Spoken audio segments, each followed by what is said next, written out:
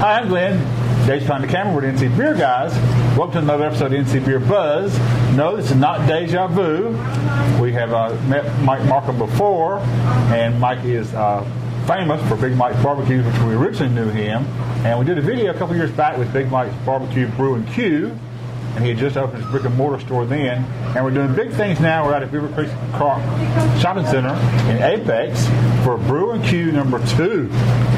So Brew N Que Apex. If you say 2, that sounds like we're going to do more. I might not make it through one more. Before right. Oh, you might 3, 4. You never know. That's right. Start numbering them like subways or something. Yeah, right. So I'm afraid to say numbers behind them. But. So we first came to know you from Big Mikes BBQ, a food truck kind of concept. Yes, sir. And you did that for how many years? We're coming up on 5 years now, so it's. And we're still doing that. Still doing that. Still doing a lot less on the day-to-day lunches during the week, and the office park's more on the. So you don't chase the business around like. Well, we do the brewery tour. We still stay true to our brewery tours. Try to do as frequent those as much as possible, and then the a lot of corporate stuff, a lot of private stuff. Do a lot of church events, a lot of bigger festivals. We've gotten into doing that now that we've got a bigger kitchen to work out of. We can supply. And at some point, it just became obvious you had to do brick and mortar. Got kind of busy. Got kind of busy with that. Just needed the spaces we were sharing with to be able to do all our food prep. We started to get where we were wearing on them and their staff, and so it led to us having to find a space to start on our own. Is where the first location came. And we opened on Maynard Rd. When was that? It'll be 2 years the end of January. Okay. So that was almost 2 years ago we did the previous video. And it hit big, hit well, and you knew all along you might do another one, or what did you think might come of that?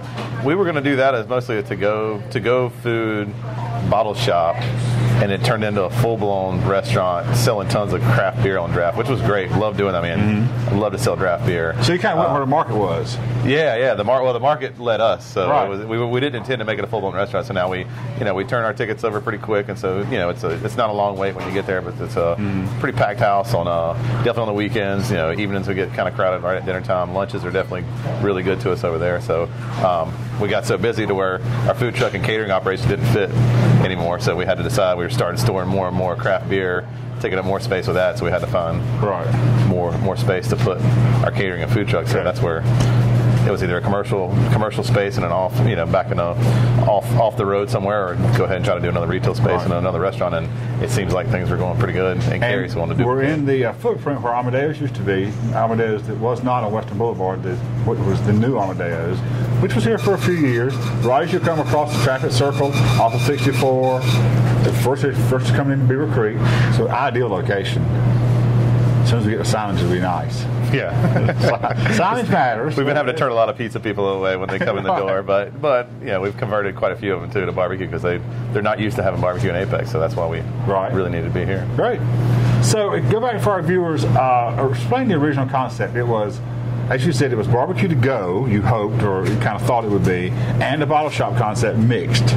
We were thinking just bringing the food truck inside was what we originally thought would be quick service. One table at a time, or one person at a time. They come in, they order food, they get it, but taps, bring it out so to you them. Can have beer on draft. Yep, definitely beer on draft. And then a bottle shop too. Yeah, did a lot of growlers. Still do a lot of growlers to go. Try to get some unique stuff that people can come in and only get on draft. Now I know, like for instance, today you were in Charlotte picking up from some brewers who don't have distribution themselves, so you got to go out still and are bringing NC beer to the local population here that can't get it otherwise. Yep. Is that something you try to do a lot of, or is it important to you to be unique in the marketplace? What we did was we dumped pretty much anything that was not North Carolina beer last spring, and we decided, hey, if we're going to spend extra energy and effort and shelf space, let's go seek out and grab the stuff that the people that live around us couldn't get. And so it's been a great move so far, because it seems like it's a drawing card for number one, because they can't get it anywhere else, or not as many places. Yep. And then it enhances the barbecue too. Yep.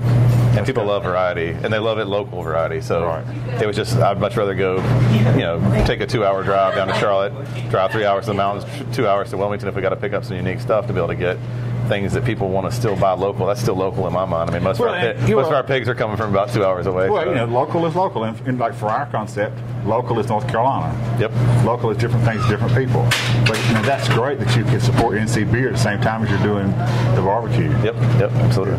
So for the people who don't know the menu on the barbecue side, like you're infamous for the Piggy Mac and for some other things. Let's talk about what do you serve? What do you try to do? I mean, our biggest volume item, of course, is going to be chopped Eastern Carolina pork barbecue.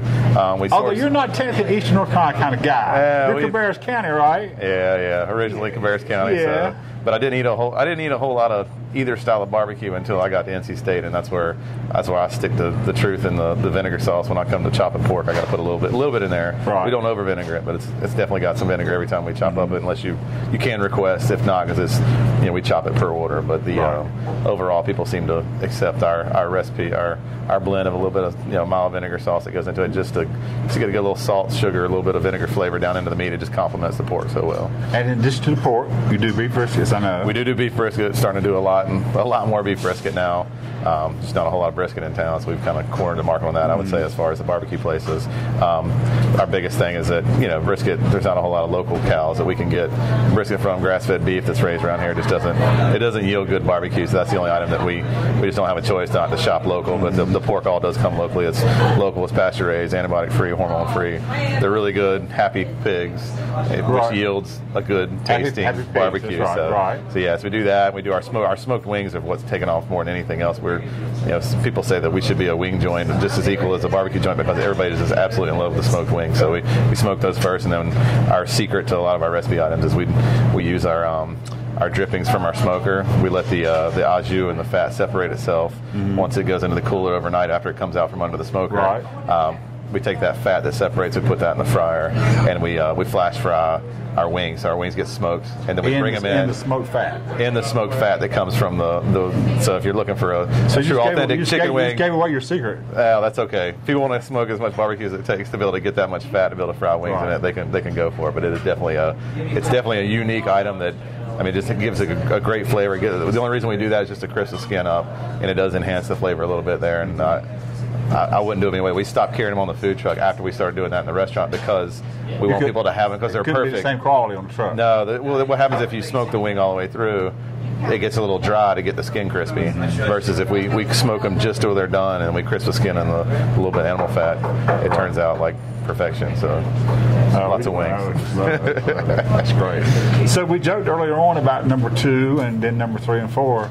Is this a concept you could do in any number of places? I mean, at some point you can't do all your hands-on stuff like you do now. Yeah, I'm almost done as far as opening restaurants. That was the second one almost broke me, but now we're to a point of our systems, our recipes are down. You could duplicate if you were crazy enough, but for me, still got 2 young kids at home. My wife's trying to go for a 3rd, so I don't have the mental and physical capability. She's to survive. Not trying without you, but she's just trying for a 3rd. Yeah. Oh, yeah. Hopefully she's including me on that. Okay, I was just making sure. She's going for a 3rd. I'll make sure you were in on that. Yeah. So our next steps are next to the old brewery where we are in Cary.